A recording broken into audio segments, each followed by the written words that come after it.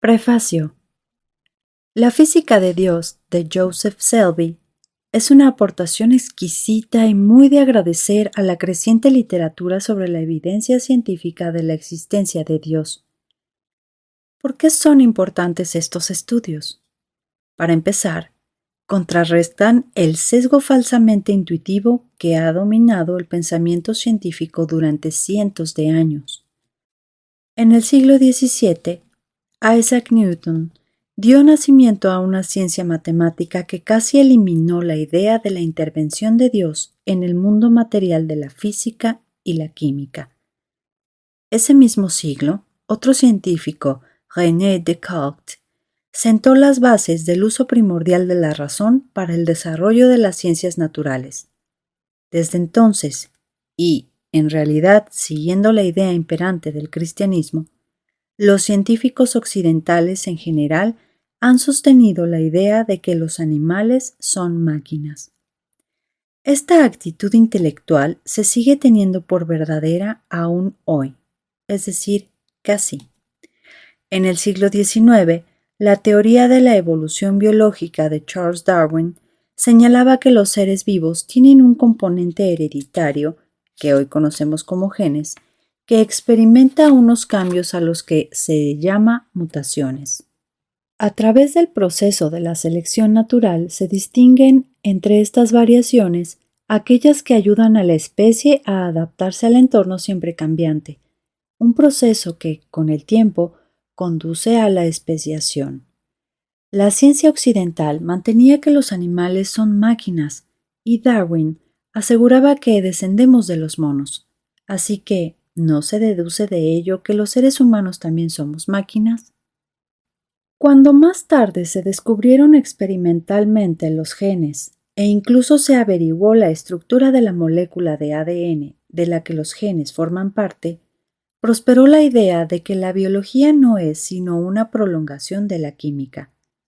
Los biólogos y con ellos muchos otros científicos dieron por supuesto que antes o después la ciencia de la biología dilucidará todo lo relativo a la vida, dejando a Dios sin nada que hacer. Parecía que la intervención divina quedaba descartada, incluso en lo referente a la vida. En el siglo XX, unos pocos científicos, por ejemplo Albert Einstein, concebían a un Dios benigno en lo que se denomina la filosofía del deísmo. Pero la idea de que Dios está muerto prendió en la cultura científica dominante, que pronto promulgó una nueva base filosófica para la ciencia, el materialismo científico. Según este, todo fenómeno es un fenómeno natural en el espacio y el tiempo causado por la interacción material. No existe más que la materia. Esta filosofía es claramente un dogma. Selby, en mi opinión acertadamente, la llama religión, la cual ha engendrado una idea polarizada de la humanidad, dividida entre Dios y la ciencia materialista en todo el mundo y con consecuencias especialmente funestas en Estados Unidos. Selby aborda esta polarización con habilidad y sin rodeos, y demuestra que ciencia y religión son, lejos de incompatibles, mutua y profundamente coherentes.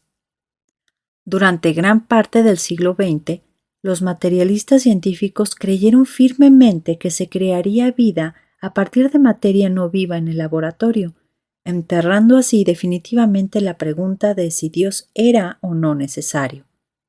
Lamentablemente, a pesar de los muchos éxitos espectaculares de la biología, las preguntas de qué es la vida y si se la puede crear a partir de algo no vivo siguen sin respuesta.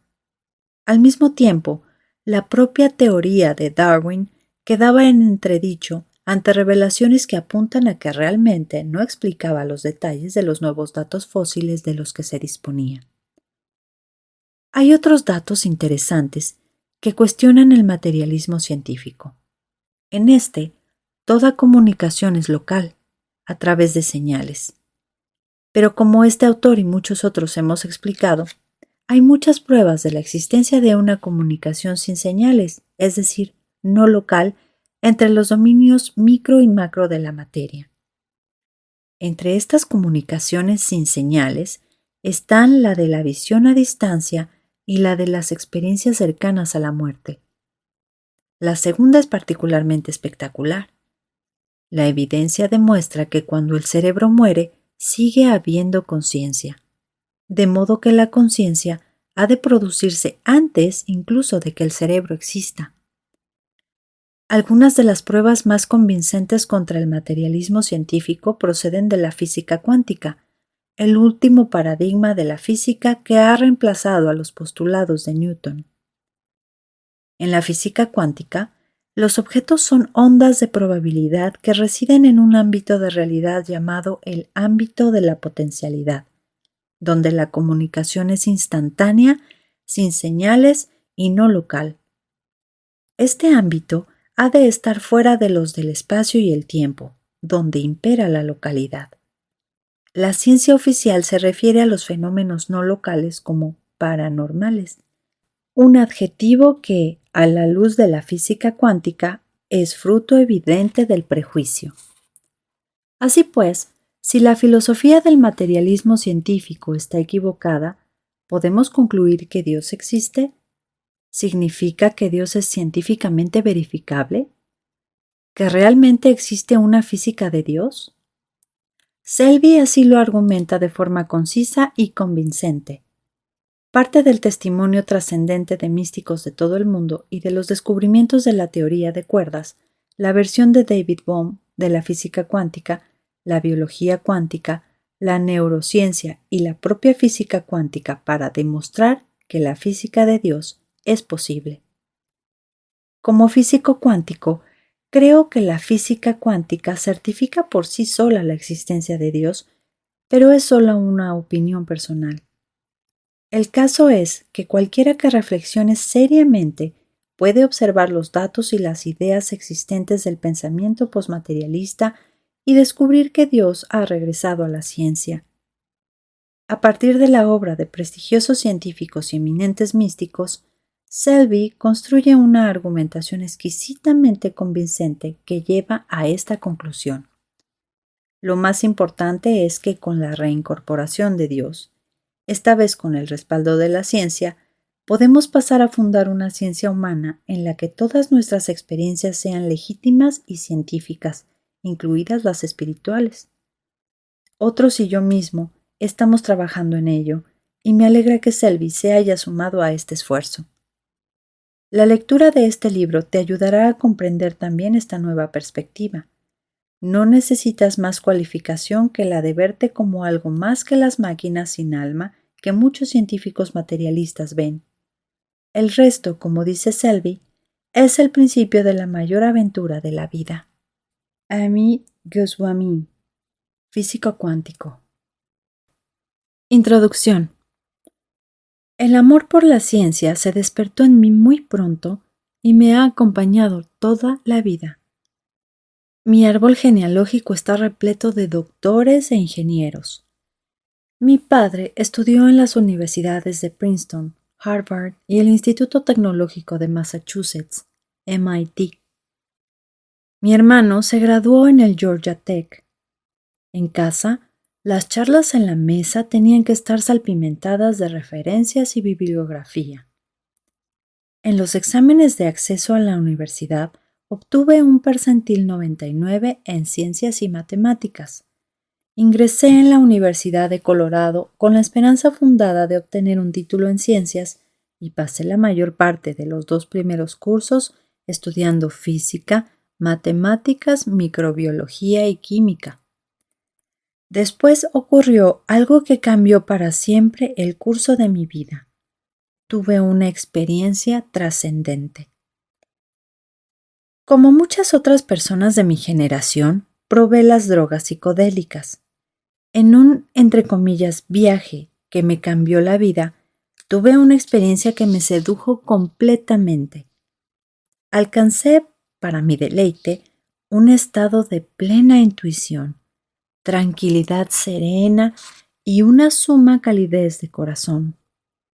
De repente, la conciencia se expandió hasta abarcarlo todo, desde el aliento de vida de una planta hasta los sentimientos ocultos de mis compañeros. Me sentía algo más que un cuerpo.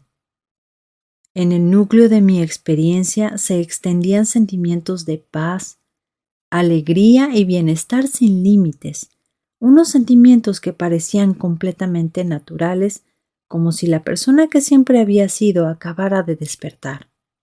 Nunca me había sentido más alegre, más vivo, ni más en paz en toda mi vida. Era una realidad que trascendía de lo maravilloso.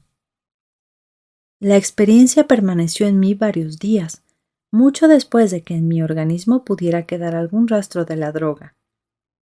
Entonces me di cuenta de que la droga solo pudo haber desencadenado la experiencia y de que la fuente de esta tenía que ser parte integral de quién soy.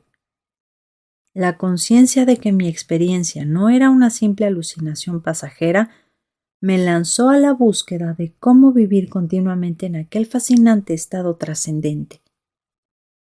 No sabía nada de la ciencia que en esa época pudiera explicar lo que había vivido. Cambié por completo de carrera.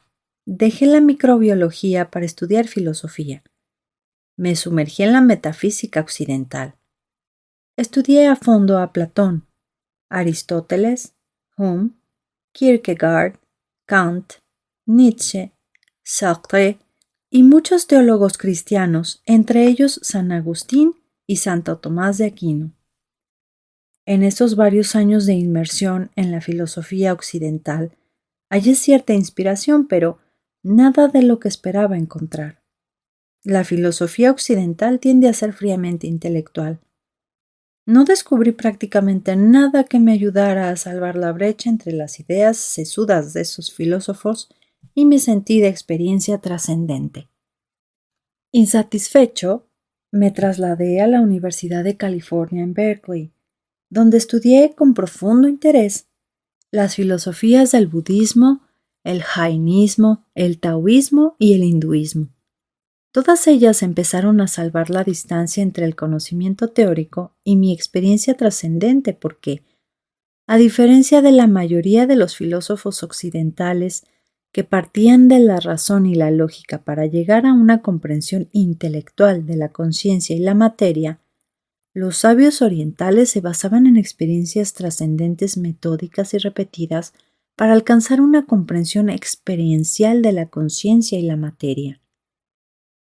Las diferencias entre los sistemas occidental y oriental son como las que existen entre hablar de una comida y tomarla, y pronto descubrí que el secreto de ese comer es la meditación.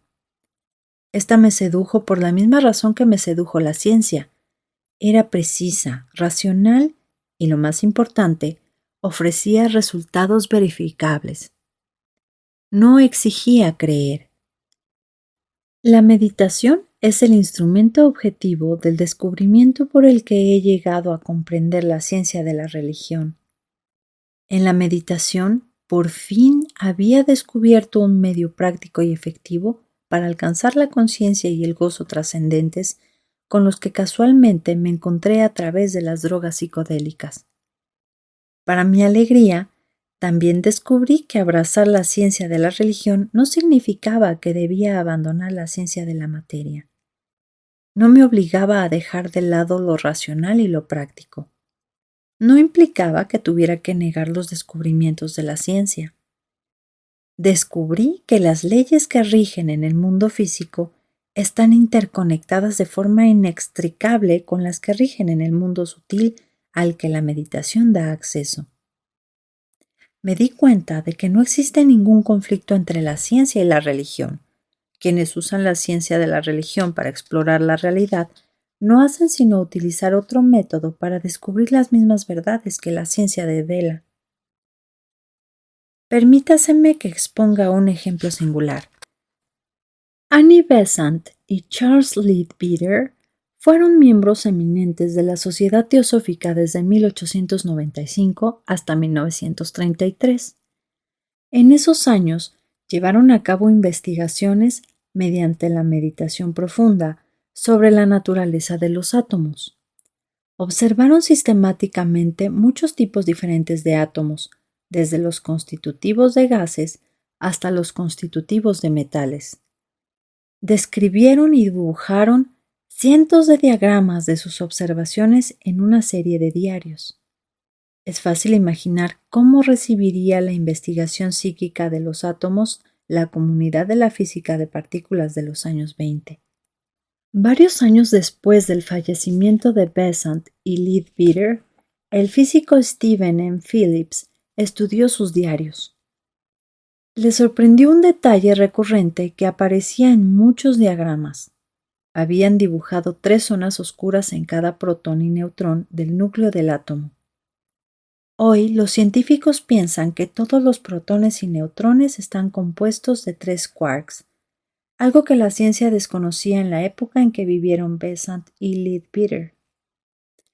De este dibujo repetido y de otros detalles de sus diarios, Phillips concluyó que Besant y Leadbeater habían descrito exactamente el número y la naturaleza de los quarks muchos años antes de que los físicos modernos los descubrieran.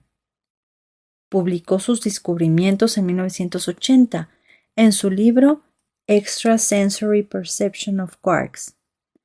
La capacidad de Besant y Leadbeater de percibir el número exacto de quarks en los protones y neutrones subraya una premisa fundamental de este libro. Existe, y no puede sino existir, una realidad. Los entendidos en la ciencia de la religión y los versados en la ciencia de la materia no hacen sino usar métodos diferentes para estudiar la misma realidad. Los científicos materialistas descubren la propiedad de esta mediante la experimentación rigurosamente controlada y la llaman realidad. Los científicos religiosos descubren sus propiedades mediante la experiencia rigurosamente controlada y la llaman realidad. Sin embargo, no es inmediatamente obvio cómo unificar los descubrimientos de la ciencia y la religión. De ahí la necesidad de libros como este. Los dos sistemas, la ciencia materialista y la ciencia religiosa, usan lenguajes muy distintos.